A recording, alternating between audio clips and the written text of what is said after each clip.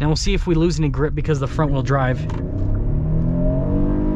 Hey everyone, it's Ben Hardy here, and in today's video we are going to be going over a 2021 Kia Telluride with front wheel drive actually. Now, first and foremost, a huge shout out and thank you to the Jerry Signer Kia here in South Salt Lake for giving me some time with this Telluride. Check out their inventory and link below. And also, if you're looking to test drive a Telluride, this is actually a test drive unit. So yeah, come look them up and let's get into the video.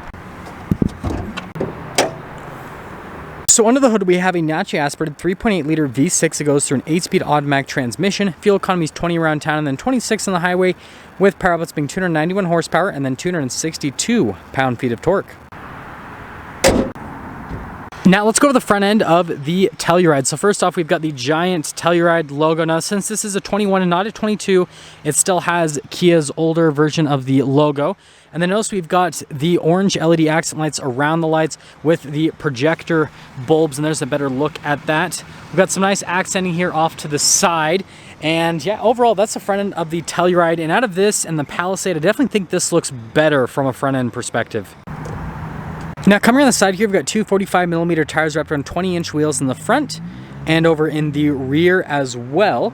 And then going to the wheel itself, you guys can see with the design, they've got the silver on the top, and then they do have a little bit of darker gray kind of thrown in there. We've got the plastic molding for the fender flares, and then notice that it continues all along the side. Then they kind of break things up with a little bit of silver trim. Notice the mirrors are blacked out, but we've got the chrome trim around the windows, and then also there for the roof rails. Again, to kind of break up the sea of black on this particular Telluride, and that's all for the side. Now here's our key fob. We've got the Kia logo with the remote start, and then we've got our lock, unlock, and then we've got the release for the hatch. So all I have to do is just hold that down and press it, and wait for it. Then it'll pop open. Now popping into the rear, first off, we've got some storage space just underneath right there. And then notice we've got the controls there to lower down the second row, and then you've got the 12 volt. And then as for the third row, so you just pull it up with the strap, and then you actually have to lock and place your hand, because if you keep pulling on the strap, then it won't lock. So pro tip right there. And yeah, that's kind of what that all looks like right there. Notice there's some cup holders in the third row as well. And got the button to lower down the hatch. So wait for it. That is all. Now let's finish things up here in the rear. So first off, notice that we've got the taillights here, which definitely look pretty interesting from a design perspective. Again, gigantic Telluride badge, and then we've got our EX V6 badge right over there because that's the package with this one. The exhaust tips down below, and then we've got the receiver hitch right there, and then there's parking sensors integrated into that portion of the bumper, and that's all. So here's the door panel in the back. Notice that we've got the wood trim here with the leather down below. We've got the sunshade, and then we've got one of the speakers there for the sound system, and then some nice trim right there. Now here is the seat in the second row. Notice we've got tons of leather with the perforated leather here in the center portion. And we'll quickly pop in so we can see how what this is like, rather. Yeah, legroom's great if you guys are running about 6 foot. Yeah, headroom's great as well.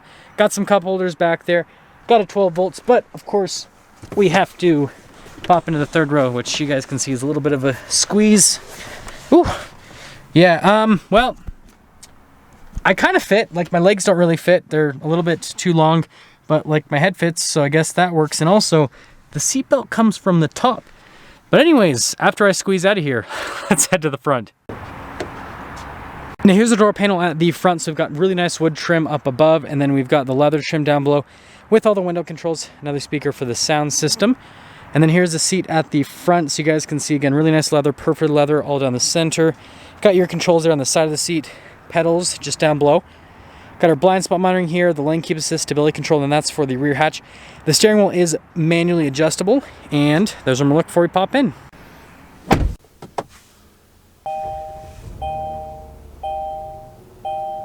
So here's our steering wheel in the Telluride. We've got nice leather all around the steering wheel with the darker stitching, and then we even have stitching around the airbag cover. We've got our cruise control, and then over here we've got our phone controls, voice command controls, and by the way, this is adaptive if you guys were wondering. Turn signal, /light stock, windshield wiper stock. We do have blind spot monitoring there in the mirror, but that's all for the steering wheel. Now here's the center gauge cluster. You guys can see that you've got the gauges on either side, and then you do have that center screen, which you can scroll through a couple bits of information. Then we do have the drive modes. So notice that we've got a smart, eco, comfort, and then we have a sport mode that you can go through, and that's all for that. Here's the center infotainment system. First off, if we pop it into reverse, we've got the backup camera with trajectory lines that do turn with the steering wheel. And then aside from that, what you guys can see here with the screen is, first off, we've got the navigation function, which is very responsive. And then if we go from the navigation to just the home screen, all you have to do is just press the home button right there. You guys can see response time with this is just as good. Of course, we have the sounds of nature, which is very important. Rear climate controls, which you can control here from the screen if you want. So just go into that. We actually have to press the button. There we go. Takes a second to load up, I guess. But yeah, that's all for that. We've got nice wood trim here, and then we've got a few vents. We've got some nice leather and stitching there on the dash. And then we've got analog radio controls, and then controls for the infotainment system, climate controls.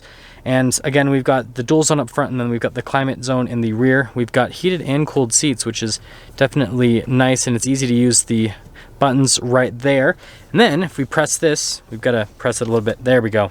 We've got a wireless phone charger. We've got some USBs and 12 volts, and then it's easier to close, I think, than it is to open. Nope, just as hard. Anyways, got the shifter right here for the 8-speed automatic. We do have a manual shift function. And then we got some storage, a couple cup holders, drive mode selector, auto stop start, auto hold, parking brake, parking sensors. And then we've got the center console right here. Nice leather there on the top. And then we've got the glove box as well. And we'll finish things here at the top. We've got the sunroof, controls for the sunroof, ladder colored headliner, and then notice that there's some lights and stuff there at the top, and vents all over the ceiling, which helps out with the rear passengers for ventilation. And yeah, that's all.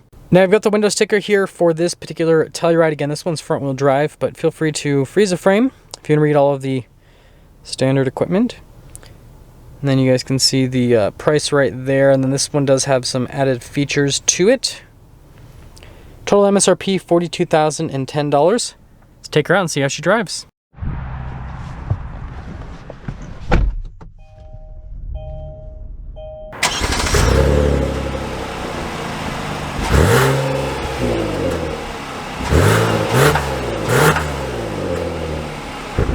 Let's talk about visibility before we set off. So there's your visibility over the hood. Both the mirrors, again, they do a blind spot. And then the rest of the rear. And let's set off. So we are setting off here in the Telluride. And first off, let's talk about the road noise and the ride quality. So from a ride quality perspective, really smooth. And before I get into the road noise, again, just like what I'm doing in these newer videos, I'm gonna start rating the car, so there will be a rating on this by the end. But anyways, back to the road noise. Pretty minimal. So they've done a really good job with the dampening and everything from a road noise perspective. So that's definitely just a really big positive overall. And that auto stop start's relatively seamless. You do feel it when it pops back on, but when it shuts off, it's not jarring at all, is what I'm trying to say. 8-speed automatic's really smooth as well, which is great. This will really show us the ride quality up here. I love this thing. I love about this Kia dealership is they're right by the train tracks. What are those people doing? One person driving off to the side. Man, I don't know. People are crazy nowadays. But anyways, yeah, doesn't upset the chassis or anything. I mean, you do feel it going over the train tracks, but it's not jarring or anything. So yeah, ride quality on this is great. Now let's pop it over into the sport mode here. Yeah, braking's good as well for the segment, so pretty positive with that. Now we'll see if we lose any grip because of the front wheel drive. Grip's great. Yeah, so it doesn't torque steer either. So usually when a vehicle's front wheel drive, usually expecting some sort of torque steering or something like that, and it doesn't. So they did a really good job with minimizing that and everything. And so yeah, really good from an acceleration standpoint. Again, it's competitive with where it's supposed to be in the segment. Every third row SUV in the segment has about the same amount of power that this Telluride has. So it's good from that perspective. And let's start summing things up. So exterior wise, I kind of said it earlier, I do prefer the styling here on the Telluride to the Palisade, which is its sibling vehicle. I think it just looks a little bit sharper, especially the front end. Interior wise, this EX package is pretty nice. It's got, you know, some nice materials on the dash, some nice wood trim. I like that they didn't do the high gloss. They went for a grainier wood trim.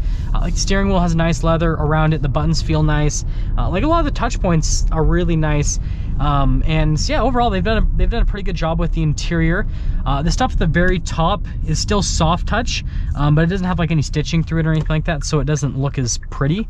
So I guess that is a slight downside. Safety tech, there's tons of it. That's great. It doesn't have a panoramic sunroof, which is pretty interesting because like there's lights there, but there's nothing else really blocking it. So I think that, you know, maybe a panoramic sunroof as an option, that would be pretty cool. And then yeah, so interior is great. Driving experience, it's comfortable, it's smooth, it's quiet, so all solid from that perspective. And then acceleration, again, it's competitive within the segment. And then the front wheel drive, like I said, it doesn't torque steer. And I mean, this is not ideal conditions. It's like 50 degrees outside, it just rained, so the roads are still kind of wet, and it gets great grip. So what am I going to rate this? Again, this is, and I need to mention this in every single video so people understand, because most of you are going to be new viewers to my channel. The rating I'm giving this is based off of other vehicles within this segment. So I'm not comparing this, like a lot of journalists will have ratings and they'll be comparing like the acceleration to like what they've tested with like Lamborghinis and all that kind of stuff. That's not what I'm doing. What I'm doing is, how does this accelerate compared to other vehicles? How does this feel and all that kind of stuff?